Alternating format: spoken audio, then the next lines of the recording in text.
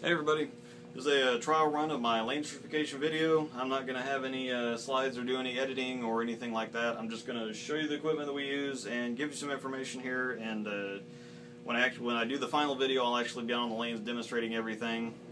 If there's any feedback you guys have as far as anything that you want to know more about or anything that I could say more clearly or demonstrate better, just let me know. I'd love to have it. Really appreciate it. Those of you from ballreviews.com will know me as Gizmo. Everybody else, if you're just on YouTube looking at bowling videos, if you have not heard and are not signed up on ballreviews.com, it's probably the best site, the best bowling forum on the internet. There's people there, everybody from beginner to advanced to ball reps to people in the industry, from company reps, you name it. If you've got a question, somebody will have an answer, and if you've got information that you can share with everybody else, that's great too. Come on down, sign up, it's free.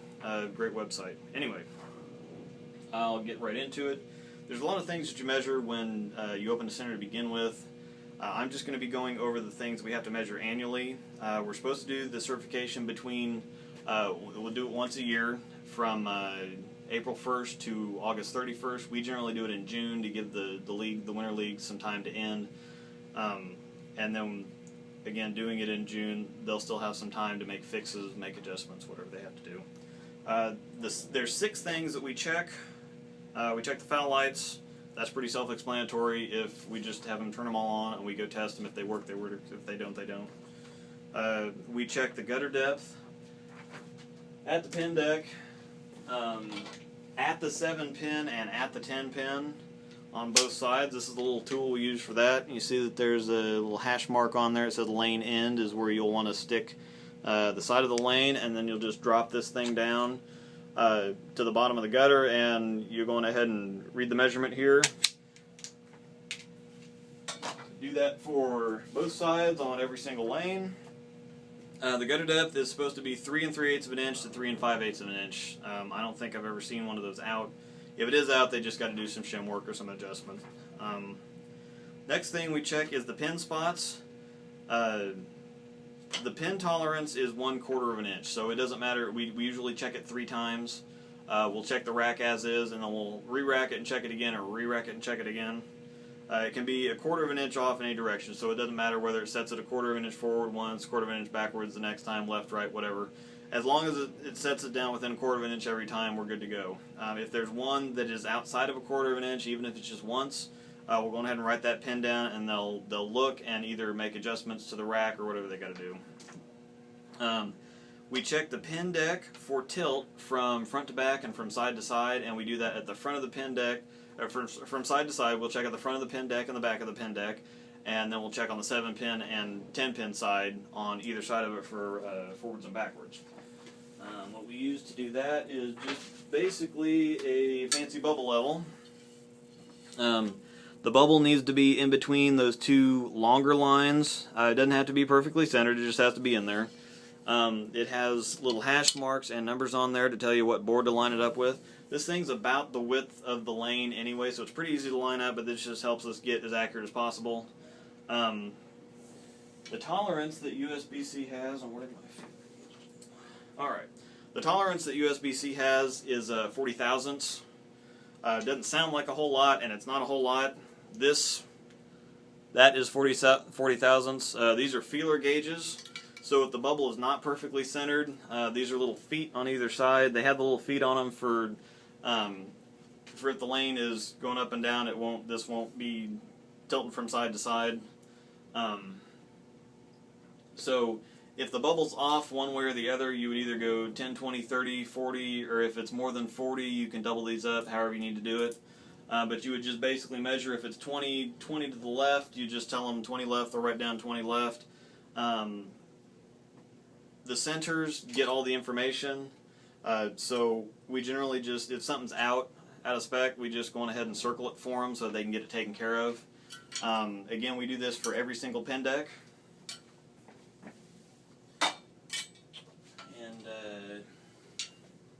Let's see. Okay, we measure, before we get into that, while we're back there, we also measure the width of the lane from at the kickbacks, from kickback to kickback. The kickbacks themselves are supposed to be no thicker than 3/16 of an inch. The entire thing, the guttering plus the lane, needs to be from 60 inches to 60 1/4 inches. Being that the kickbacks are there, you'll have to know the thickness of the kickback so you can add that back to the total length, because with the kickback sticking out there, you're going to get a little bit shorter length than is actually accurate. The lane width itself needs to be 41 1/2 inches, and yes, thank you very much, phone. 41 1/2 inches plus or minus 1/2. Let's see, covered the gutter depth. When you're checking all that stuff back at the pen deck, we really recommend having at least 3 people doing it. If you haven't done it before, there's not a whole, or haven't been back there before, there's not a whole lot of room back there, and you're sliding backwards and forwards, and if you have bad knees or a bad back, you probably shouldn't be doing it anyway. But just to make it easier on you, we usually have one person at lane 1, and then we'll have somebody on lane 2. The person on lane 1 will take their measurements, and they'll pass the equipment over, and then they'll kind of leapfrog it all the way down, and then you just have somebody else to write the information down. Once we do all that, then we will move on to looking at the lane. And the lane itself is basically the same deal. We'll measure the crosswise tilt, or the tilt from the tilt or the slope from side to side. We have 3 different zones we have to do it at: 10 to 15 feet, 25 to 35 feet, and 45 to 50 feet. We'll go ahead and measure the tilt at each of those points on every lane. Again, it's the 40 thousandths thing. We'll just say, 40 thousandths left, 40 thousandths right, 0, 10 left, 10 right, whatever. And then it's basically the same thing that we do with the pen deck, but we have to check for hills and valleys at 3 different spots on the lane itself. At 15, okay, and that's what I forgot to say. We normally do it at 15 feet, 30 feet, and 50 feet. Guttering comes in 15-foot sections, and so there's a seam and the arrows at 15 feet. There's also a seam at 30 feet, and then I don't know if it's the same for everybody else, but for our 2 houses, we have a seam on the ball return capping at 50 feet. So just make sure that we're not zigzagging back and forth. It's just for consistency, really. Then at 15 feet, we have to take a dial reading. You'll see that there's plus and minus. There's a little dipstick on this, or a little stem on this sucker that goes up and down as you move across the lane. And depending on whether it's high or low, it'll bounce back and forth.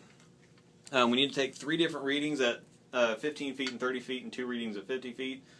At 15 feet, we need to check anywhere between the 6 and 12 board on either side, and then we need to get a reading in the middle. At 30 feet, it changes a little bit. We got to get it between 9 and 15 board on either side and the center again. And then at 50 feet, it's somewhere between the 12 to 18 board on either side. For consistency's sake, at 15 feet, we usually check it at 10 board center and 10 board. At 30 feet, we check it at 12 board center and 12 board, and then at 50 feet, we'll just do 15 board either side. Just again to be consistent. But basically, once you're done doing the crosswise tilt, you'll remove the feeler gauges, and another important thing to note is you cannot stand on the lane while you're doing this. We generally use 2 people to do it, 1 person to take the measurements, 1 person to write stuff down, and we'll switch back and forth like every 10 lanes or something. We usually do all 15 feet all the way down, 30 feet all the way back, and then we go back at 50 feet. But it's not something that's super strenuous while you're doing it, but you'll wake up sore in the morning, so... At least two people. When we go to measure it, we'll once we get the crosswise tilt, we'll remove the feeler gauges, and then we'll set the dial to 0 on the 1 board on either side. You can start on the 7-pin side, 10-pin side, doesn't really matter, whatever you want to do. You just have to set it on the 1 board either side and set this thing to 0. You'll move it over to the appropriate board, and then you'll look at the dial. Whatever's on the dial,